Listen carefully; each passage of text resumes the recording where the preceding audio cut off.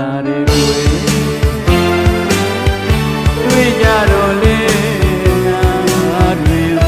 စကားပြေပြောလို့ရဲ့ဒီအားမရှိတဲ့ကိုယ်အသေးလိုက်လိုက်ဆုံးခိုက်ခိုက်ဆုံးဒီကို